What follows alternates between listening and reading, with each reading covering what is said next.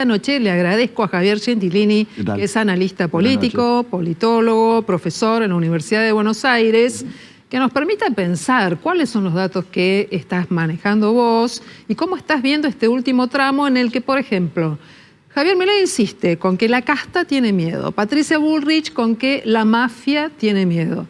Y Sergio Massa salió allí con esta idea de quiero un gobierno de unidad nacional. ¿Cómo ves esto? Bueno, a mí me parece, empecemos por el último, por Massa. Me parece que en las últimas semanas o el último mes de campaña él ha planteado una serie de cosas, aparte de tirar la casa por la ventana, ¿no? Desde el punto de vista económico, lo cual es harto evidente, y con fines claramente electoralistas, que esto del gobierno de unidad nacional bien podría haber sido una muy buena decisión al inicio de su gestión. Claro. Independientemente de que él es ministro de Economía y el presidente es formalmente Alberto Fernández. Pero si había un momento, digamos, muy complicado para la Argentina, no es solamente este.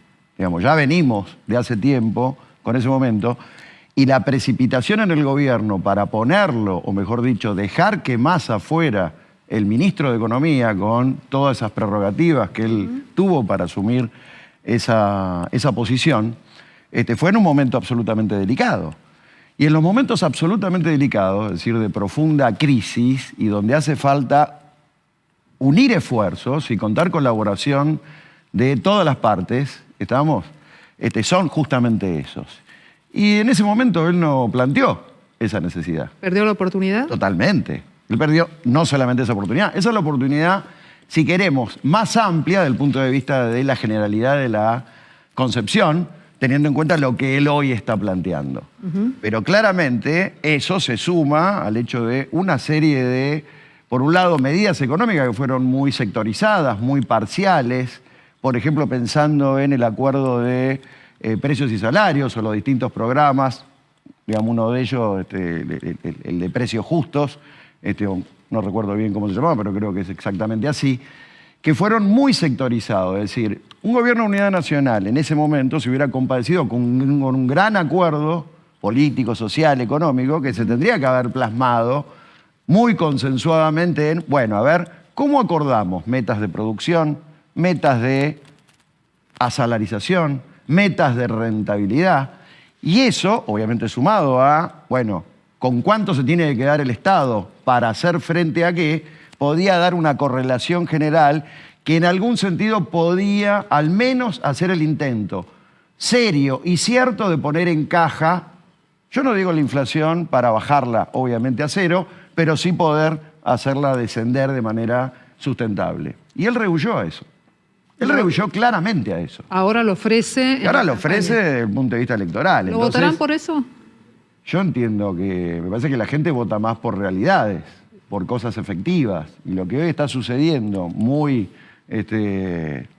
dramáticamente, podemos decir, no me parece que me esté pasando en el término, es el 13% de inflación, el casi 40, entiendo, de acumulado interanual, si estamos pensando en el tema del ritmo inflacionario, si pensamos, digamos, en la incidencia del valor de cambio del dólar marginal, el real y concreto, en los 1.000 pesos, ¿no? Entonces, eso claramente es la realidad, a lo cual hay que sumarle datos mucho más duros, 40% de pobreza, casi 10% de indigencia, en la franja etaria menor a 14, 15 años, estos indicadores explotan. ¿Por qué? Porque en la pobreza se llega casi al 60% y en indigencia se pasa al 15%. ¿Y en quién una calamidad?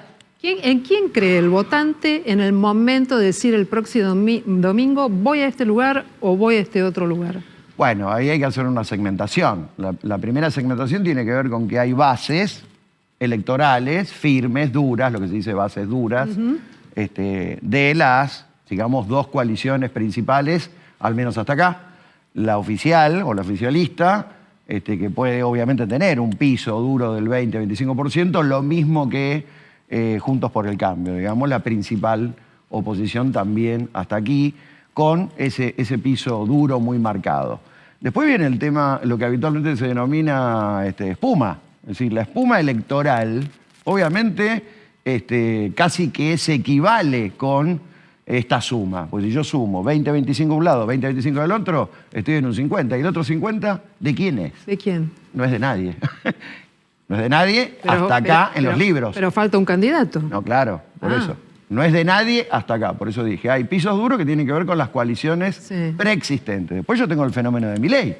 El fenómeno de Milei claramente tiene que ver con un humor social que es absolutamente refractario de la clase política. Ahí él justamente da en el blanco con la denominación de la casta, digamos, poniendo en ese lugar el conjunto de la responsabilidad del fracaso, digamos, de las políticas gubernamentales de los últimos años y que se traducen en los datos que daba antes. Esto claramente impacta en la perspectiva de la gente, en el ánimo de la gente, y por lo tanto podemos estar pensando con un fenómeno bastante parecido a lo que fue en el 2001, el voto en blanco, el voto clemente, digamos el ausentismo, es decir, un gran nivel de reprobación a la clase política, que en ese momento podíamos decir que era una manifestación negativa.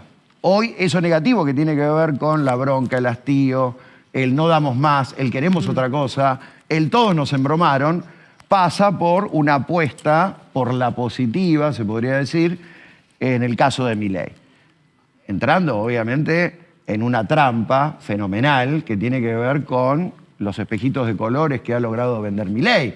Es decir, por ejemplo, el tema de la dolarización. Detenete un segundito acá, Javier, porque con Leandro estuvimos viendo durante esta campaña situaciones muy particulares, pero no habíamos visto hasta acá un candidato que hiciera como una suerte de acting o realidad, como que se convirtiera en un candidato arbolito. Quiero que veamos juntos esto, Javier, a ver qué te parece. Lo de Marra. Ramiro Marra, sí.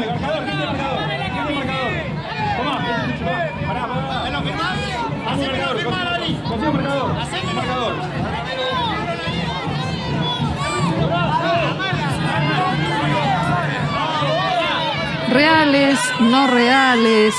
No estoy hablando de la moneda de Brasil, ¿no? Billete dólar que es muy buscado, muy demandado en la City. La desesperación de la gente que se acerca, que quiere ver si puede hacerse con uno de ellos. Algunos juegan con un souvenir, otros dicen no, será mi dólar de la suerte.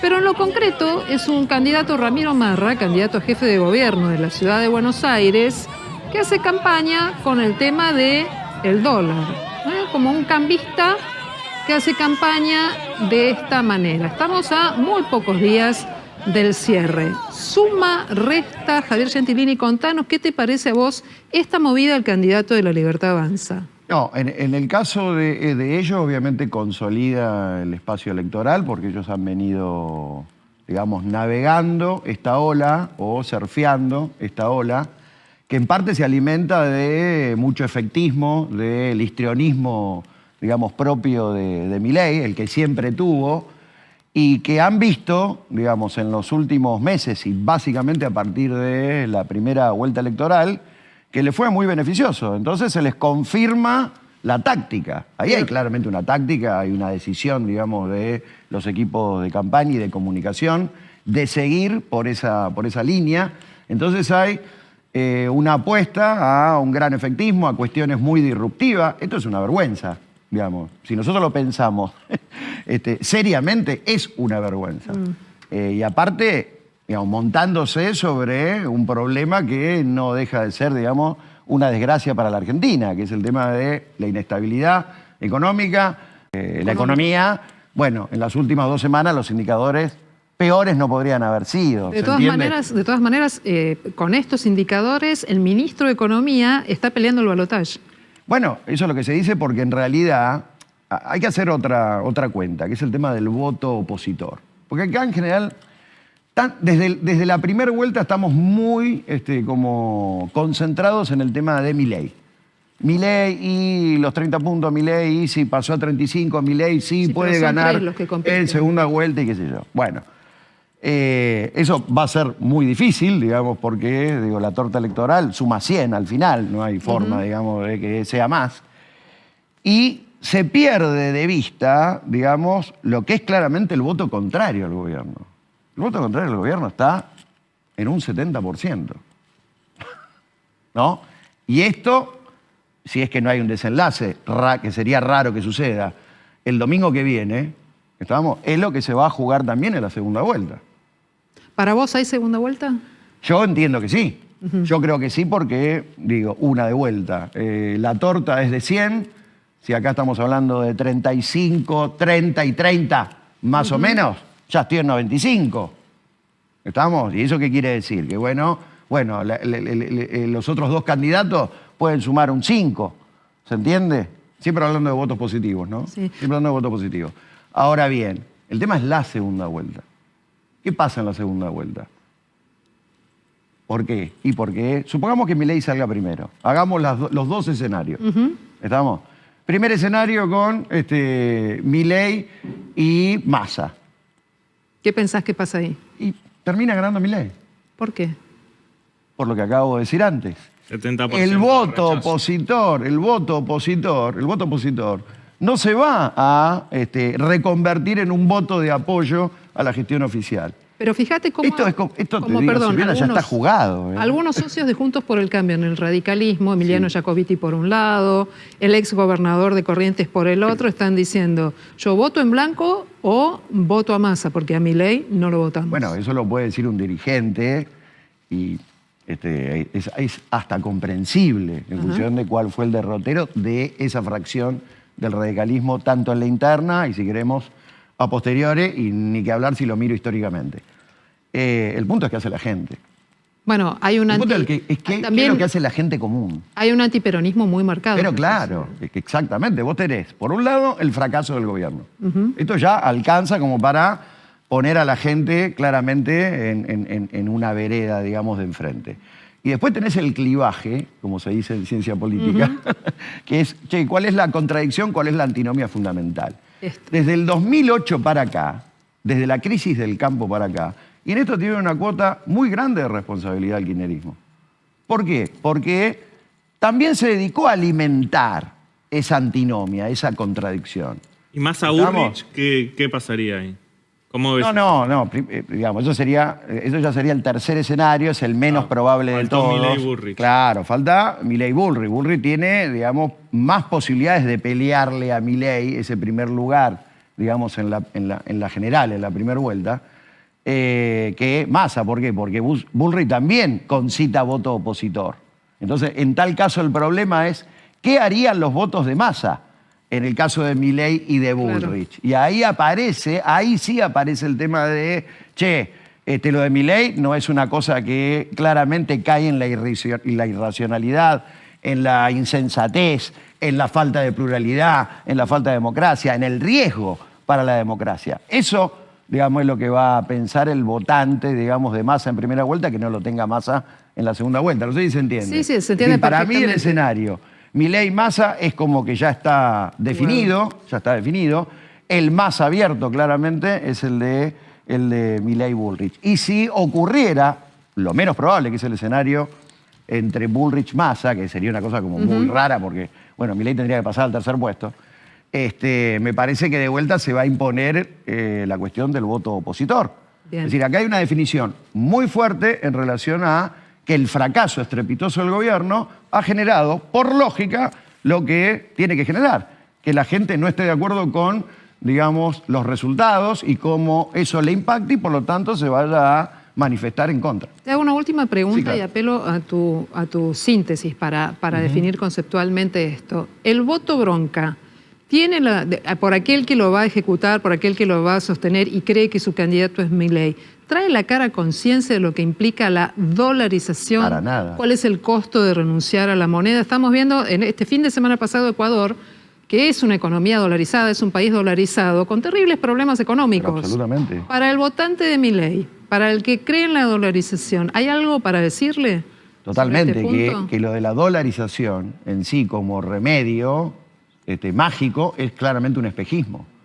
Es un espejismo, es decir, la Argentina no va a resolver sus problemas, que son en gran parte estructurales, de vieja data, con un remedio mágico.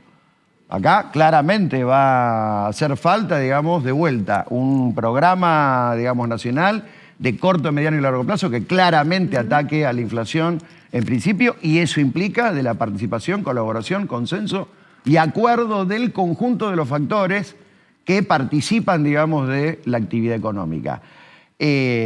Una cosa más, ¿de qué dólar estamos hablando? Un dólar de 1.400, 1.500 pesos, que es lo que muchos hoy están diciendo que va a ser el valor de cambio de un dólar para una eventual dolarización, o más cercano, digamos, a la realidad, digamos, una especie de convertibilidad, o estamos hablando de un dólar mucho más caro. Es decir, la gente no está pensando en esto. ¿Por qué no está pensando en esto? Porque en realidad dice, como a mí me fue mal con este y con este, y me viene yendo mal desde hace muchos años y no veo por dónde salir, bueno, acá se me apareció esta imagen y por lo tanto me voy a saltar al vacío esperando que la cosa se resuelva. Javier Gentilini, te agradecemos mucho, es analista político, politólogo, y con él estamos pensando este tramo final de cara a la elección presidencial.